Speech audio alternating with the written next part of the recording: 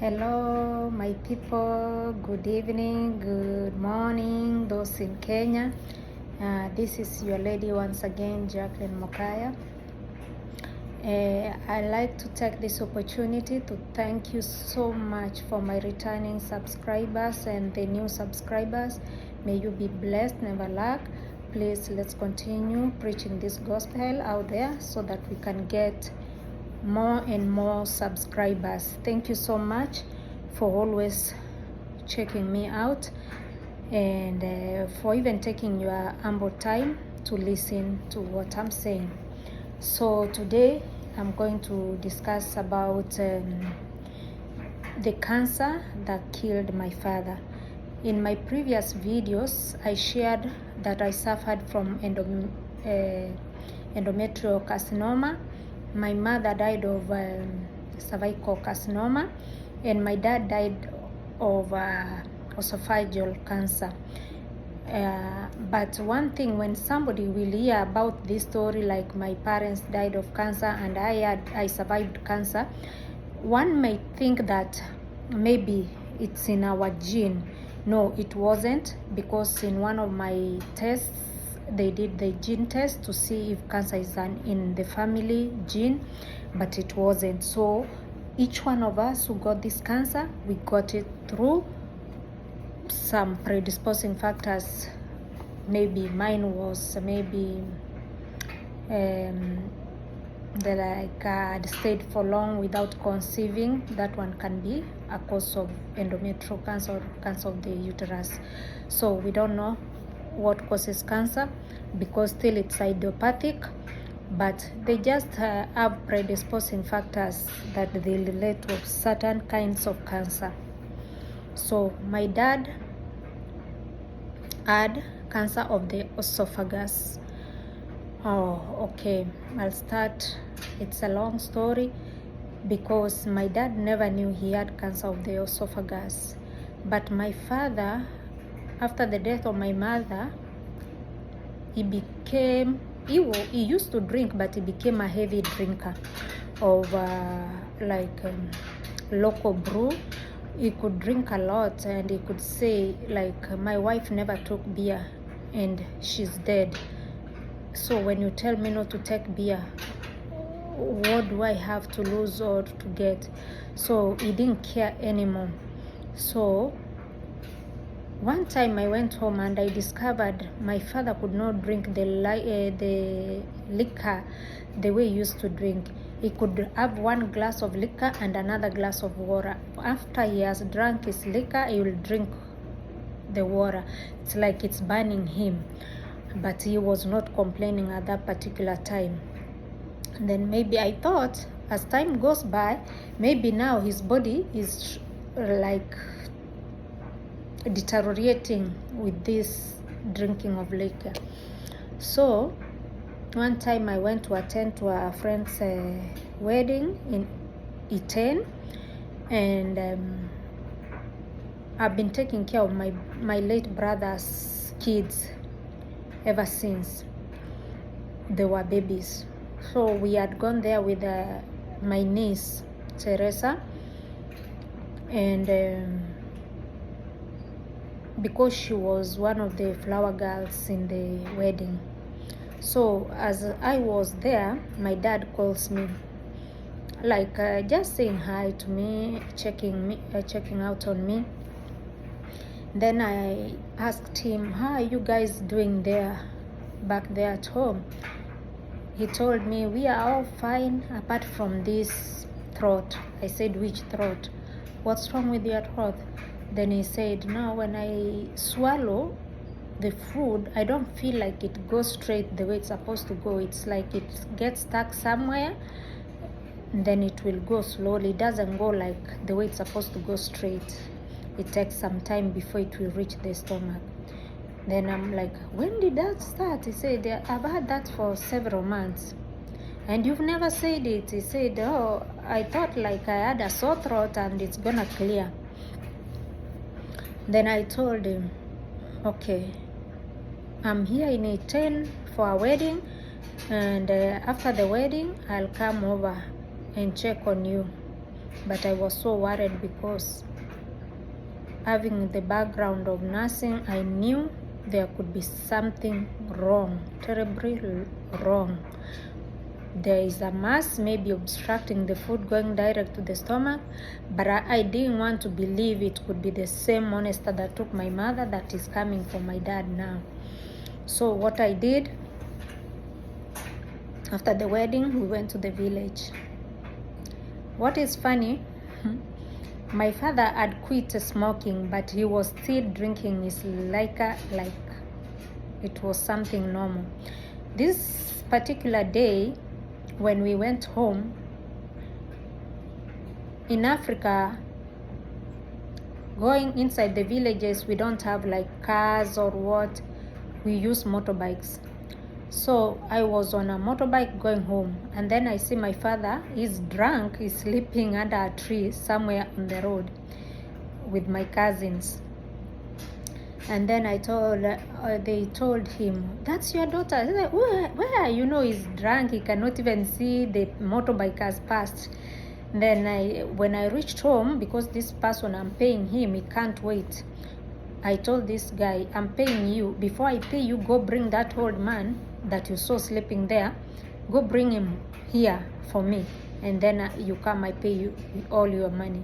So he went back and brought my dad home.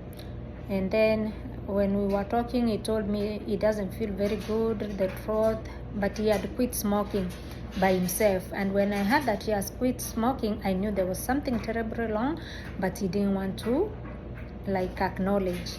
So that particular time, my dad told me he has a problem when he swallows food, he doesn't go straight. And then I realized he has a problem with incontinence too. So I told him the next day we are going to the hospital. So I took him to the hospital. They ordered for an x-ray. When they did the x-ray of his neck, they said there's a mass. When first of all, they called me and they told me, "Your dad has a mass and probably it could be cancer." When I heard that, I went behind the x-ray room. I cried like a baby. And I said, "You monster, cancer, again you came back to us?" I felt like if cancer was a person, I could have it was so much, I couldn't bear it. So when I went to my dad asked me, "Are you crying?" I said, "No, I wasn't crying." You know, in Africa, it's not like here in America, you say the way it is. No, we are afraid of losing our loved ones through stress or something like that. So what I did, when my dad asked me if I was crying, I said, "No, I wasn't crying. I have a problem with my eyes. You know, I have eye problems, and as I traveled, I'm tired. So that's why my eyes look red." I didn't want to tell him. I didn't know how to tell him, actually. How could I break the news to him? Cancer killed his wife, and then now I'm telling him that he has cancer. No, I decided to keep quiet because whoever did the x-ray told me we need a confirmatory test. He needs a barium swallow. That's what they were doing in Africa, actually. So you need to take him somewhere. They give me a request form to be done this x-ray. I spoke to my brother-in-law who used to work to the facility where they could do this exam, and my brother-in-law for sure agreed to take my dad the following day. When he took my dad there, my dad was diagnosed of cancer of the esophagus. So I told my brother-in-law, "You break the news to him, because me, I don't know how to break the news to him." So I think my father saw, when my mother was diagnosed, my mother had stage 3 cancer of the cervix, and because of the loss of my brother who died in an accident around that same time, my mother deteriorated very fast and died after 3 months. So my dad too, when he got diagnosed, he was stage 3 throat cancer. I think he lost hope. He saw he started planning for his death, like he's going to die, dividing his land, giving his properties to his kids. So we just lost hope. but we kept encouraging him. Those what we could do those old days, it's more than 10 years now. They ordered that we take him to an hospital in Kenya called Tenwek Hospital so that he can be put a stent. A stent is like a rubber thing that is put inside the throat to like expand the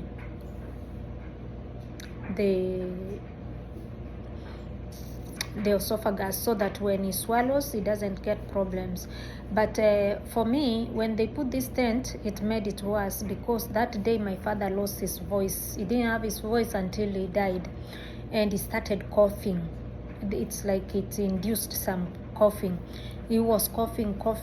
He had very bad cough, coughing, and after that stent, even now everything started going downhill, and he also died after 3 months. He suffered a lot because he could not swallow. We could make some juices, try to give him, and in Kenya they normally don't admit cancer patients. They say these are terminally ill patients. So my dad came back home, and they were giving him morphine for the pain, antibiotic like Augmentin, and just like that. And when he's so weak, we take him back to the hospital. He gets some IV fluids and then bring him back home.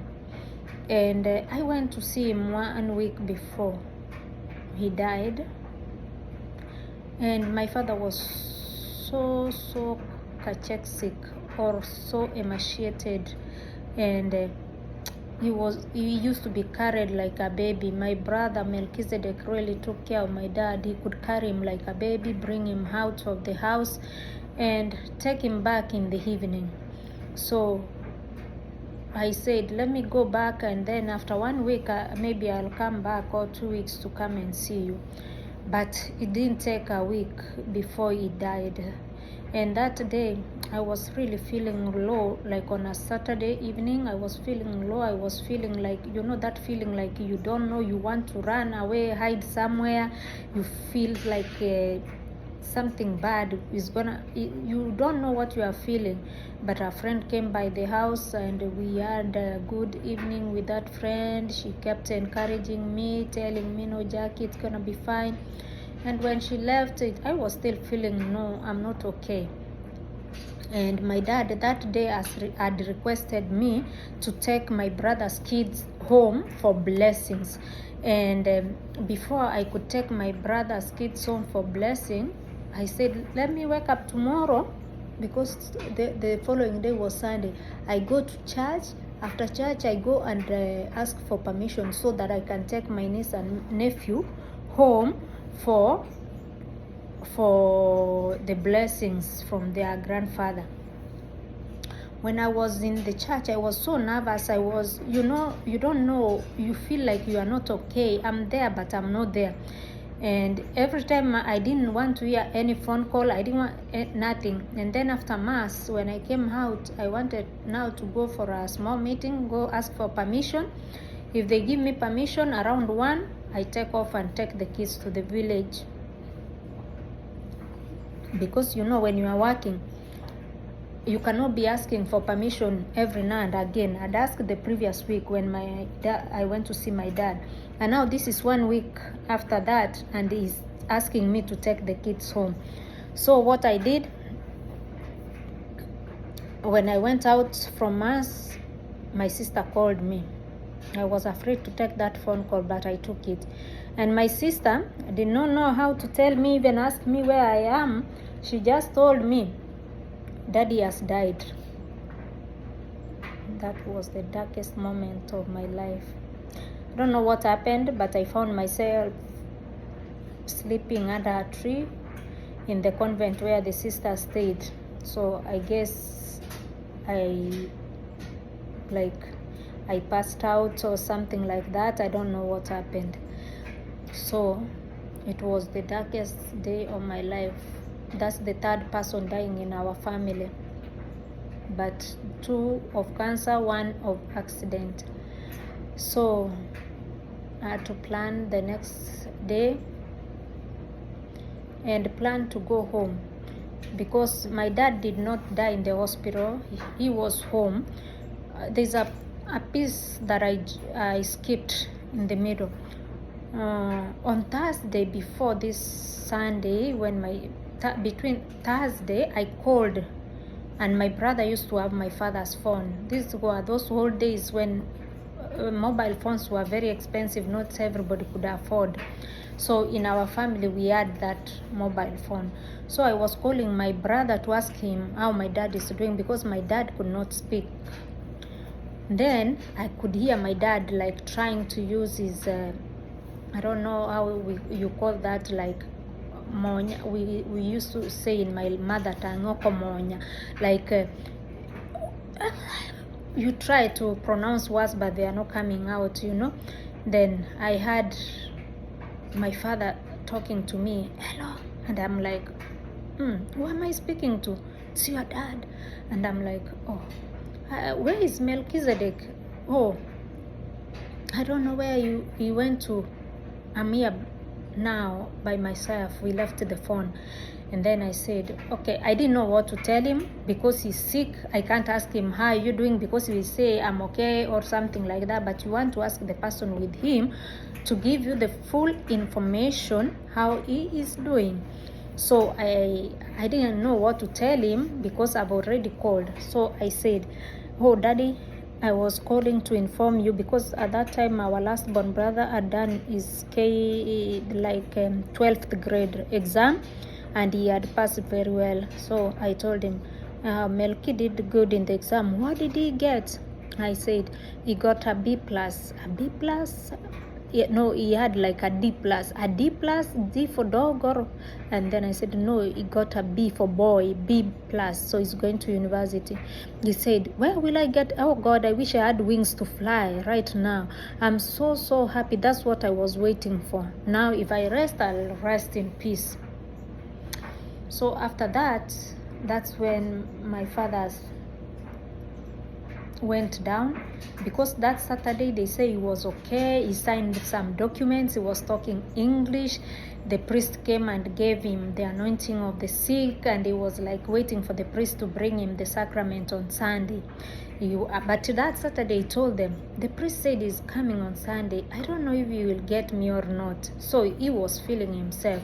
And on Sunday morning, my sister came to pick him, take him to the hospital for IV fluids. But my father was refusing when they were trying to dress him. He was refusing, telling them, leave me, cover me and leave me. But my sister insisted, telling her driver, no, this is a sick person. A sick person doesn't know what they are doing. So you just change his shirt and do this and this, put on his clothes, we take him to the hospital. So they forced him and put the clothes on him. And as soon as they took him out of the house and sat him in my sister's car, my dad died in my sister's car before they could even go to the hospital. And instead of taking him to the hospital, they took him to the mortuary. And then from there we had to arrange for his funeral and burial. And that's the short story how my father died. So you can imagine, Mommy died of cancer. 3 months later, my brother died of accident. And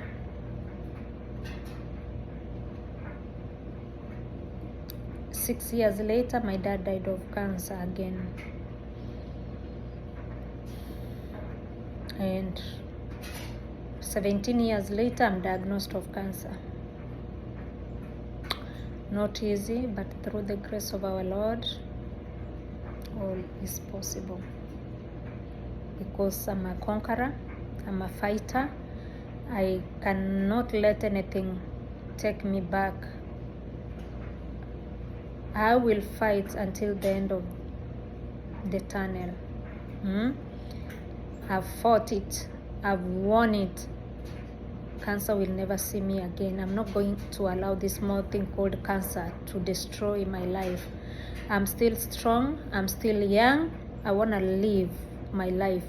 I'm not gonna be like, no, I'm a survivor. I will live to spread the gospel about cancer. Guys out there, take care. Go for early screening. If the cancer is detected early, don't mind about it. Give yourself the psych, and God is gonna see you through, and you will conquer the cancer, and you will be a strong person like me here. So that's the short story about the cancer that killed my father. So there are many types of cancers out there. We have so many different types of cancers, and it's becoming rampant everywhere. Like right now when I'm here, you can hear somebody died of cancer, so and so did this. Cancer is everywhere. Even small kids who are being born are having cancer. It's so much, it's everywhere, but we trust in God. In every step we take, God is with us, and we are conquerors. We are strong. Yes. Thank you so much, guys, for listening to this story about my father. I miss my father so much. He loved me, and see you next time. Bye. Have a blessed evening and a good morning for those in Kenya. See you in my next video. Please consider subscribing if you have not subscribed, and for those who are my subscribers, watch, like, comment, and share the videos to your friends. Thank you so much, and be blessed.